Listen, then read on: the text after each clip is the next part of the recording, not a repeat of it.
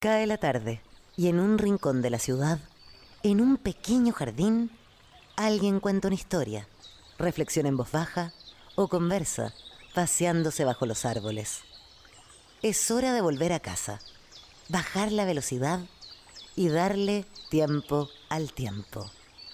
Christian Warnken nos abre la verja de su jardín para que respiremos aire puro y oxigenemos el espíritu. En Pauta, aquí comienza Desde el Jardín. Una presentación de Fundación Irarrázaval, desde 1920 al servicio de la educación, humanismo y técnica. Lo esencial de toda exploración será volver al propio jardín y ver las cosas por primera vez, decía el poeta T.S. Eliot. Muy buenas tardes, queridas y queridos radiovidentes que al escucharme me ven en el norte en Antofagasta, en el sur en Temuco, en la quinta región Viña del Mar, Valparaíso, también en la región metropolitana, en Santiago, los que nos siguen por pauta.cl y también por Spotify.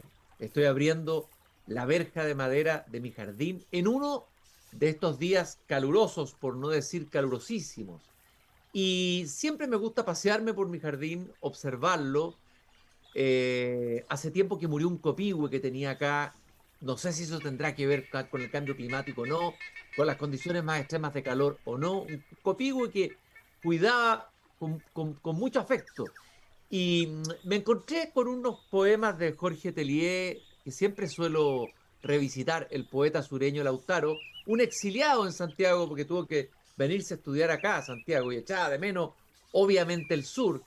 No sé si este poema lo escribió cuando ya llovía menos en Santiago, cuando ya empezó a llover menos, pero de todas maneras era menos lluvia que la del sur. Y tiene unos versos muy hermosos, Jorge Tellier, en el poema, que dice: daría todo el oro del mundo por sentir de nuevo en mi camisa las frías monedas de la lluvia. Y termina en el poema diciendo: daría no sé cuánto por descansar en la tierra con las frías monedas de plata de la lluvia cerrándome los ojos. Nostalgia de la lluvia. ¿Qué ha pasado con la lluvia en Santiago? Nos quejamos primero de que teníamos cada vez menos lluvia. Los más viejos les decíamos a nuestros hijos: antes llovía así, de arriba para abajo y de abajo para arriba. Ahora son lluvias mezquinas. Y de pronto, una lluvia casi diluvio, fueron 2 días, me parece que fueron en el mes de junio, si no me equivoco, el mes de julio, 21 y 26 de julio, una lluvia impresionante que nos desconcertó a todos. Y ahora estas olas de calor extrema que se están manifestando, sobre todo con altas temperaturas en la región metropolitana, en O'Higgins, en la Araucanía y también en la región de los ríos. El Maule también, etcétera, Ñuble también tiene temperaturas altas, pero no tan altas. Se ha llegado a tener temperaturas extremas. Se dice que el jueves podríamos tener 39 grados. Estos eventos extremos climáticos despiertan muchas interpretaciones. Desde luego, hay una tentación apocalíptica, hay que decirlo con todas sus letras. Ser apocalíptico hoy día es como lo más cercano a ser realista, digamos, por los efectos del cambio climático. Pero también se le echa la culpa al niño, otros dicen que no es el niño, uno escucha distintas opiniones y también de los llamados expertos o científicos. Y por eso que hoy día vine a conversar conmigo al jardín un PhD en ciencias climáticas, un académico de geofísica de la Universidad de Concepción, se ha especializado en variedad climática en América del Sur, en meteorología y climatología, en energías renovables. Él es Martín Jack, investigador también del Centro COPAS y CR2, asociados con la Universidad de Concepción. Martín, muchas gracias por haber venido en esta tarde tan calurosa aquí a mi jardín. Así es, muchas gracias a ustedes por la invitación a conversar sobre estos temas que son tan contingentes. Uno siempre habla del tiempo, ¿verdad? Pero últimamente hemos hablado más del clima, del cambio climático y de estos extremos, como tú mencionabas. Y gracias también por esa introducción de Telier. Muy, muy linda esas palabras que nos llevan a la lluvia del sur. A la lluvia, a la nostalgia de la aldea, etcétera, etcétera, etcétera, ¿no?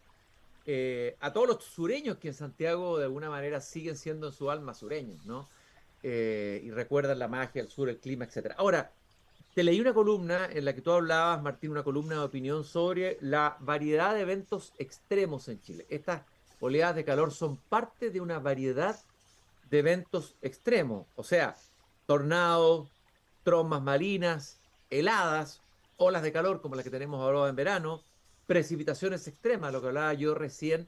A ver, ¿esta variedad de eventos extremos siempre han existido o es un fenómeno de hoy? Esa es la primera pregunta que quería hacerte. Ujú. Sí, muy buena pregunta, porque a mí me encanta también introducir las conversaciones sobre este tema diciendo que el clima, y el clima comprendido como estas condiciones promediadas de largo plazo, son en realidad las condiciones que esperamos en un lugar. El clima es pura variabilidad, y si nos vamos a la escala de tiempo mucho más corta y vemos lo que pasa día a día, incluso lo que pasa dentro de un día, hora a hora, eso ya es la meteorología, es el dominio de la meteorología, que es una ciencia hermana con la climatología, y eso también es pura variabilidad, todo es dinámico, y nada es estático en este sistema que está inmerso, ¿verdad? En este fluido que es la atmósfera, que a su vez también se conecta con otros fluidos. El océano es fundamental también para poder entender lo que sucede con el clima en plazos cortos y plazos largos. Así que todo se mueve, ese es nuestro laboratorio para quienes estudiamos la Tierra y particularmente estos fluidos, la atmósfera y los océanos. Es Así que, decir, eh, sí, disculpa, para tomar el punto, los eventos extremos que mencionaba, en general, son eventos que siempre han existido, por supuesto, por definición, porque tenemos condiciones promedio, condiciones que se dan eh, de forma mucho más frecuente, y tenemos condiciones excepcionales, justamente porque estamos en un sistema muy dinámico, y eso siempre ha existido. Ahora, por supuesto, estos extremos pueden cambiar en su magnitud, en su intensidad y en su duración, así que las olas de calor se pueden volver más duraderas, se pueden volver más extremas y eso es consistente con un clima, unas condiciones generales que van evolucionando hacia un nuevo estado, en un estado perturbado como es este del cambio climático. Hay quienes, por ejemplo, denominan a los tornados como eventos extremos. Alguna vez conversaba con una colega hace algunos meses y me decía, mira, yo en realidad no lo calificaría de evento extremo porque es un fenómeno infrecuente y es un fenómeno que ciertamente tiene muchos impactos, pero no es que uno hable así de tornados solamente como algo extremo. Son infrecuentes y puede haber de distinta intensidad, pero digamos que son en sí un tipo de animal en esta fauna de eventos que se dan, que tú los mencionabas en esta introducción. en esa misma columna tú decías algo, una frase bien interesante, decía, la naturaleza en Chile nunca duerme y nosotros debemos aprender, creo que copié bien la frase, a controlar o acompañar sus vigilias. Eh, ¿Qué quieres decir con eso? La naturaleza chilena nunca duerme. ¿Es una naturaleza estresada o es que realmente la naturaleza nunca duerme? Es decir, nunca descansa. Claro, ahí pensando un poco como la canción de Sinatra, ¿no? La ciudad que nunca duerme cuando le canta Nueva York. Yo pienso en la naturaleza que nunca duerme en particular, justamente porque en este, en esta variabilidad, en este vaivén que tiene el clima y que tiene la meteorología, por supuesto está todo siempre en movimiento, pero particularmente esa frase también tiene un guiño hacia otro tipo de fenómenos, ¿verdad? Que se escapan de mi dominio, pero que son de los colegas que trabajan acá en las oficinas al lado mío, que es, por ejemplo, la sismología. En Chile estamos, ¿verdad? Siempre muy atentos y alertas a este tipo de fenómenos excepcionales que puedan llegar y que nos han enseñado, ¿verdad? A, bueno, a tener que lidiar con ellos y a estar también más preparados, ¿no? A fuerza de nada, de repetición, ¿verdad? De este tipo de fenómenos. Y la meteorología es parecida. Hay una gama tan amplia de eventos extremos y sus consecuencias son tan diversas y a veces nefastas que tenemos que estar siempre muy atentos y acompañar entonces cuando la naturaleza se despierta. Se habló mucho durante un tiempo, durante varios meses, se habló un reportaje sobre el fenómeno del niño, ¿no es cierto? Ujú. Y aquí siempre es bueno aclararlo científicamente, pues se van instalando ideas en el sentido común. El niño, se le echa toda la culpa al niño. Ahora, yo entiendo que el niño algunas veces ha producido, la mitad de las veces produce temperaturas más altas, pero la mitad de las veces produce temperaturas más bajas. A ver, ¿qué pasó con el niño? ¿Cuánta culpa tiene el niño en esta oleada de Ujú. calor? ¿Es uno de los factores o el factor más preponderante en lo que ha pasado este año? Por lo que pasó, que venía ya pasando en el hemisferio norte, lo que pasó en Brasil, que se llegó a temperaturas de 44 grados, etcétera. Ujú. Sí, efectivamente, en este funcionar, ¿verdad? del sistema climático, que yo digo que es pura variabilidad, es eminentemente cambio. Hay otra analogía que me parece muy bonita de colegas que la han descrito así también, que hay ciertos modos de funcionar del clima, ¿ya? Uno puede, en una visión también que tenían los primeros científicos, y muy acorde así a la- a las modas del siglo XIX, uno trataba de explicar esto de forma muy mecanicista. Entonces uno dice hay ciertos modos de operación del clima y es por eso también que nosotros definimos algo que se llama modos de variabilidad del clima. O sea, hay ciertos cambios que se pasan de forma preferencial en esta máquina climática y uno de esos se llama el Niño Oscilación del Sur, que es un modo que domina la variabilidad interanual del clima, o sea, cómo cambia el clima año a año. Eh, y tiene dos fases, una que es la fase cálida y otra que es la fase fría, y se llaman así porque en la fase cálida o en la fase fría, respectivamente, tenemos condiciones anómalamente cálidas en el Pacífico tropical, en grandes extensiones, miles de kilómetros en el Pacífico tropical, frente a las costas de Perú y de Ecuador. Em, y aunque eso está relativamente lejos, bastante lejos, digamos, el centro de Chile, por ejemplo, esas condiciones en el Océano Pacífico, que son persistentes y duran por varios meses, así que uno puede catalogar un año como un año el niño o un año la niña, esas condiciones pueden establecer entonces anomalías, desviaciones del clima en temperatura o en precipitación. Es así, por ejemplo, que históricamente los inviernos de El Niño han sido inviernos que nosotros tenemos relacionados, ¿verdad?, históricamente con inviernos lluviosos en Chile central. ¿Sí? Y luego eh, hay cierta percepción de que, por ejemplo, los veranos del Niño pueden ser años cálidos. También voy a eh, referir ahora a Chile centro-sur. Hay cierta percepción de que los años del Niño, insisto, son años cálidos en Chile eh, centro-sur, particularmente en el verano. Así que había mucho respeto a lo que podía pasar este verano.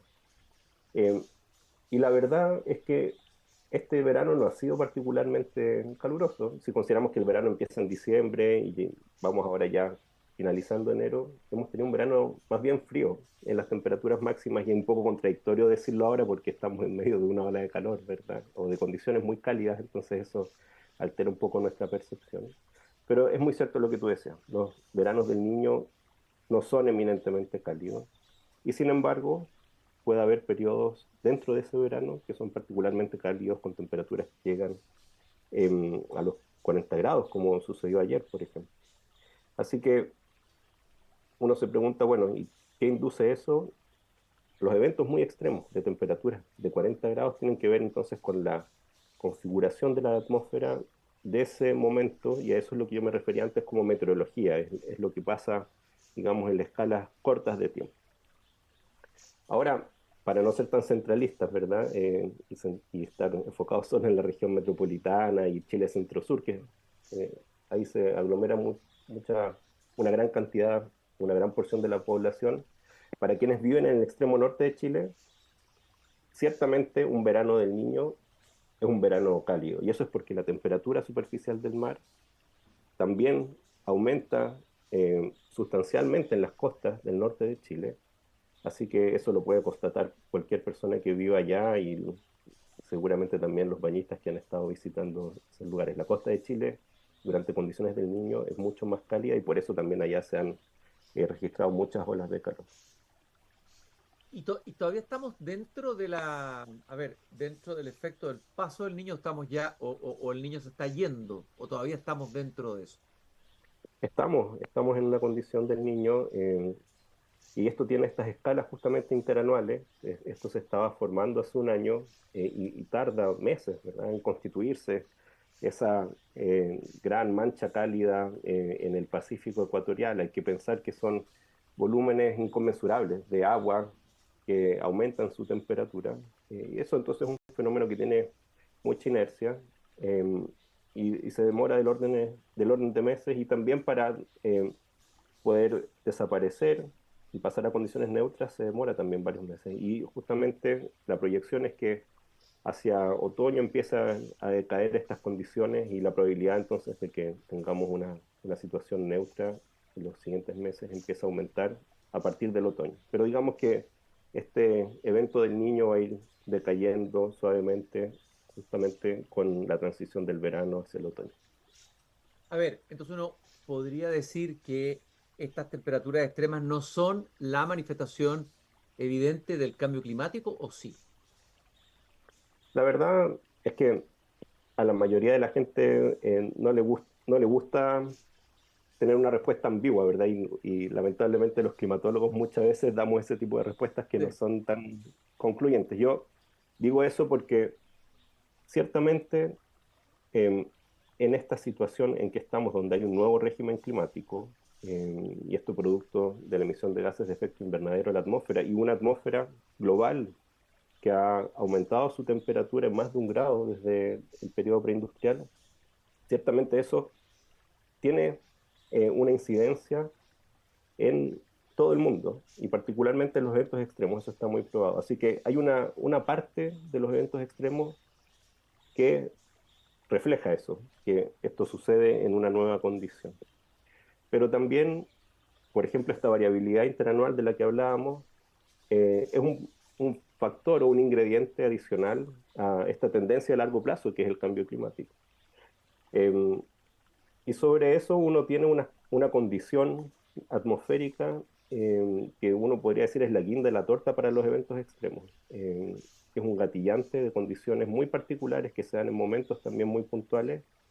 Y eso no tiene necesariamente que ver con el cambio climático ni con el Niño, es parte de esta cualidad veleidosa de la atmósfera que es caótica, es una evolución caótica. Entonces hay una superposición de factores que finalmente gatillan un evento extremo. Y las olas de calor son muy ilustrativas para eso, porque uno se puede imaginar bien esta tendencia de calentamiento sostenido y muy paulatino y muy firme. Y luego uno se puede imaginar también sobre eso una variación de años más cálidos y más fríos, y eso en Chile es muy notorio, la variabilidad interanual es muy notoria. Y luego uno se puede imaginar una condición meteorológica, de esas que se anuncian en los pronósticos del tiempo, muy excepcional. Y si todo eso se conjuga, tenemos un evento extremo, en este caso una ola de calor. Así que en parte es cambio climático, en parte es una condición particular de este año, pero este año no está siendo favorable para altas temperaturas, y en parte es la meteorología. Martín, todo lo que tú estás diciendo, la climatología tiene que ver con eventos veleidosos. Has hablado de ambigüedad. Me imagino que para ser climatólogo se requiere un tipo de personalidad. Me imagino que hay científicos que prefieren trabajar con ciencia donde hay certezas más claras. Esto es muy heraclitiano, por decirlo así, muy de Heráclito, ¿no? El devenir que cambia, el filósofo del devenir. Uno no se baña 2 veces en el mismo río, ¿no? ¿Qué tipo de personalidad hay que tener o predisposición anímica para trabajar como climatólogo, crees tú? O temperamento. Bueno, sí, hay que tener una admiración por la naturaleza muy grande, ciertamente. Nosotros, cuando conversamos con los estudiantes o personas que están interesadas en estudiar estas disciplinas, hacemos énfasis en eso, que nuestro laboratorio es la naturaleza en general, ¿sí? Ahora, eso también puede sonar, como es el caso de la astronomía, ¿verdad? Muy poético, y quienes entran a estudiar astronomía piensan, bueno, pasaré muchas noches observando el cielo nocturno, y la verdad es que tanto astrónomos como meteorólogos, climatólogos, geofísicos, pasamos mucho tiempo frente al computador. Así que eso es porque necesitamos analizar datos. Hacemos muchos análisis de datos, mucha estadística en el caso de la climatología, y también se realizan simulaciones, por ejemplo, y todo eso requiere tener herramientas, desarrollar herramientas computacionales que están basadas en la física y las matemáticas, y me refiero a que eso también es parte de lo que se necesita tener para dedicarse a esto, ¿verdad? Una tendencia, una fascinación por esta ciencia. Y a pesar de que yo he hecho ese énfasis de que esta ciencia es tan desafiante en el sentido de que pareciera ser que la atmósfera tiene una voluntad propia y no se deja develar, la verdad es que es sorprendente que sí podamos eh, estudiarla y anticipar cómo va a evolucionar la atmósfera, incluso cómo va a evolucionar el clima en distintas escalas de tiempo y con una gran precisión, a pesar de todo lo que se critica a Sí. quienes se dedican a la meteorología, por ejemplo. Y eso es parte de un desarrollo sostenido de la ciencia basada en observaciones y en mucha teoría. Pero luego tenemos que lidiar con la incertidumbre que tiene que ver con capacidad de observar la verdad y también tenemos que lidiar con que nuestras ecuaciones, ¿verdad?, no permiten definir completamente y sin ambigüedad cómo va a evolucionar esto en escalas de tiempo largas, digamos, ¿sí? Pero eso es parte del caos y es algo muy bonito también que surge en parte motivado por la ciencia atmosférica y bueno, se ha ido también a otras ramas de la ciencia. Bueno, lo que tú decías, o sea, me imagino que el desarrollo de la climatología del siglo XX ha sido muy fuerte, o no sé si vertiginoso, pero han habido avances gigantescos en relación a lo que era un climatólogo o meteorólogo del siglo XIX. ¿Cuál han sido las inflexiones, o los cambios, o los saltos más grandes de esa ciencia, los últimos saltos importantes que ha tenido esa ciencia? Ujú. Hay varios, y digamos que esta ciencia nace formalmente, por lo que entendemos como ciencia, digamos, a comienzos del siglo XIX, pero ya hay discusiones sobre meteorología de mucho antes, de verdad. Los filósofos griegos ya se ocupaban de la meteorología y el término nace de ahí. ¿Por qué? Bueno, ¿qué, qué nos llama más la atención que justamente lo que está pasando sobre nuestras cabezas día a día, ¿verdad? Es algo que siempre concita interés. Pero si nos remitimos a la evolución en las últimas décadas, es interesante notar que si bien la teoría para poder describir la evolución del tiempo atmosférico existía ya tempranamente, digamos, en una porción temprana del siglo XX, no había la capacidad computacional para poder implementar esto. Eh, y por ahí algún científico vislumbraba una gran sala así como de concierto, con muchas personas haciendo cálculos paralelamente a partir de ecuaciones y también de observaciones meteorológicas para poder generar un cómputo rápido. Pero se dieron cuenta que eso era completamente inviable y recién con el desarrollo de computadores suficientemente potentes es que se puede tener pronósticos meteorológicos que sean útiles, o sea, que lleguen antes de lo que del horizonte de pronóstico, ¿no? Así que eso es una gran revolución, justamente, el desarrollo de la computación. Ahora, la meteorología se basa también en observaciones in situ de distintas variables atmosféricas, de la temperatura, de la precipitación, de la presión, del viento, de la humedad. Eh, y es muy bonito pensar que esta ciencia entonces es un gran esfuerzo colaborativo. Cuando uno dice la temperatura media global ha aumentado 1 grado desde la revolución industrial es porque ha habido no sé cuántos son, pero cientos de miles de personas históricamente haciendo observaciones día a día, en distintos puntos, en distintos lugares, en condiciones muy extremas, en faros, en el Ártico, en la Antártica, gente que sale a hacer anotaciones a mano eh, todos los días, muchas veces al día.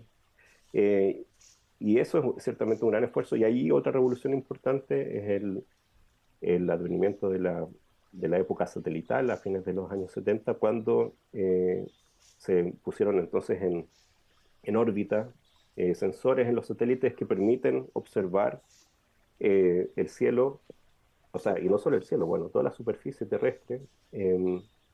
Esa información ahora la tenemos casi en tiempo real, al punto de que uno puede entonces entrar a una página de internet y tener esta macro selfie, verse desde el espacio, así como nos ven los distintos sensores, casi en tiempo real y en muchas variables distintas. Eso también es una revolución muy importante. Estoy caminando por el jardín con Martín Jack, académico de geofísica de la Universidad de Concepción, investigador de copas y CR2, variedad climática en América del Sur, dinámica del clima. Hemos hablado de meteorología, de climatología. No hablamos de otro fenómeno particular entre los fenómenos que influyen, hablamos del niño, pero también está el puelche, que eso es más autóctono, su nombre lo indica, ¿no es cierto? ¿Cuánto influye? Entiendo que el puelche viene de la cordillera de los Andes desde el sur, ¿no? ¿Cuánto influye el puelche? ¿Qué es lo que es el puelche? Explícanos un poco eso y si puede estar influyendo en lo que está pasando con la ola de calor o no, o el puelche no tiene nada que ver con esto. Sí, de todas formas, es un elemento fundamental cuando esas olas de calor se registran en esta zona del sur de Chile. Estoy pensando ahora en la región donde yo estoy, en el Biobío, en Ñuble, y también tiene manifestaciones hacia los ríos, los lagos, incluso. El Puelche es una denominación, digamos, regional de esta zona, de este viento del este, como el nombre lo indica, ¿verdad? El Puelche es la gente del este, los que vivían allende los Andes, ¿verdad? Y este viento del este, que es seco, es cálido y se siente entonces en los valles cordilleranos en esta zona. Eh, Dinámicamente es muy parecido a un fenómeno que existe en la zona central, particularmente en la región metropolitana, en el Cajón del Maipo, que es el raco, el viento raco, y que más al norte se llama terral. Eh, Son configuraciones parecidas. Entonces es viento que desciende por los valles cordilleranos y se siente entonces muy seco y cálido. Y ahí entonces este viento es muy relevante en esta zona porque una de las condiciones para que haya ola de calor es que haya mucha radiación solar que aporte ese calentamiento. Y justamente cuando tenemos este viento del este, vemos que todas las nubes que existen en esta zona, y particularmente la nubosidad costera, que es muy persistente en Chile, se disipa. Es como tener un secador. De hecho, en inglés, el nombre de estos vientos es Föhn, bueno, un término alemán, que es como un secador de pelo, ¿sí? Mm. Y eso disipa todas las nubes, eh, y eso genera entonces muy alta radiación, que es lo que está sucediendo estos días. Muy alta radiación, pero también hay una compresión del aire, y en ese proceso de comprimir el aire se calienta, se seca, y es la condición que tenemos entonces regionalmente, así que es un factor fundamental para la intensidad y para la persistencia de estas olas de calor. ¿Qué va a pasar con las monedas de la lluvia de la que hablaba Delie en el invierno que viene? ¿Cómo se prevé el invierno? A pesar de que estas lluvias tuvieron efectos dramáticos, es cierto, en algunos sectores más vulnerables, ahí no hablamos de, bueno, hay temas que tienen que ver con disposiciones territoriales, donde se ha urbanizado en las ciudades, lugares, todo eso habría que revisarlo completo, ¿no es cierto?, en gran parte de nuestro territorio. Pero aparte de los efectos dramáticos, obviamente que uno celebró la lluvia, el regreso de la lluvia en plenitud. ¿Qué va a pasar o cómo se vislumbra o qué elementos podemos vislumbrar del invierno que viene ahora? Ujú. Bueno, estamos en un periodo de mega sequía desde hace 14 años, más o menos, ¿sí? Eso significa que en seguidilla todos los inviernos que hemos tenido también en la zona centro-sur han sido inviernos relativamente secos. Y ahí nos referimos, cuando decimos relativamente, nos referimos a esta norma que es el clima, el periodo de largo plazo. Y nos encontramos con el invierno del año pasado, que en la región del Maule, por ejemplo, y en torno a Santiago, ha tenido registros mucho más altos que los inviernos precedentes, en parte porque hubo estos dos eventos muy extremos de precipitación muy, muy intensa. Eh, y eso da un respiro, porque la discusión es, bueno, ¿se acaba la mega sequía con eso? La verdad es que en términos de precipitación hemos tenido un respiro. 2023 fue un año benévolo en ese sentido, aunque seguimos con déficit de precipitación un poco más al sur. Cuando uno mira Concepción, Valdivia, estamos como en un año relativamente normal, pero un poquito seco. Y me refiero a esto, a este contexto, porque cuando la pregunta es ¿qué va a pasar en el invierno? La respuesta es, primero es, bueno, todavía falta un poco para el invierno, así que tenemos que esperar a- al menos al otoño para ver cuáles son las condiciones de gran escala. Pero la tendencia de largo plazo, y esto viene hace décadas, y muy notoriamente desde la década de los 2010, es que la precipitación está decayendo fuertemente en Chile central y Chile, el sur de Chile también. Así que lo que hemos vivido en los últimos 10 años es un vistazo de lo que va a suceder hacia fin de siglo. Va a cambiar el clima, y justamente esto que nos parece muy anómalo ahora va a ser la norma del futuro. Hay que tener eso muy en cuenta. Así que en gran probabilidad esperamos que, si bien van a haber años lluviosos, inviernos lluviosos, y vamos a ver el Mapocho, por ejemplo, y otros ríos, ¿verdad?, muy caudalosos, la tendencia de largo plazo, pensando en fin de siglo, es de disminución muy considerable. Es decir, el poema Etería lamentablemente va a ser un poema que van a leer los niños del futuro y lo van a recitar, ¿no es cierto? Daría todo el oro del mundo por sentir de nuevo en mi camisa las frías monedas de la lluvia. Vamos a tener nostalgia de la lluvia. ¿Ah? Una nostalgia aumentada. Una nostalgia aumentada. Yo te quiero agradecer, Martín, esta interesantísima conversación que nos ha permitido entender mejor los eventos climáticos que estamos viviendo ahora, pero también algunas dimensiones de la fascinante ciencia climatológica, la climatología. Gracias por esta conversación, Martín Jack, académico de Geofísica, Universidad de Concepción, en este pequeño jardín del fin del mundo. Un gusto haber conversado contigo esta tarde, Martín. Gracias a ustedes por la invitación, y bueno, un saludo para todos quienes nos escuchan. Hasta otra oportunidad. Nos encontraremos de todas maneras. Nosotros nos veremos, queridos radiovidentes, mañana nuevamente aquí a las 8 de la tarde, cuando vuelva a abrir la verja de mi jardín, estresado hoy día particularmente por la ola de calor. Hasta mañana.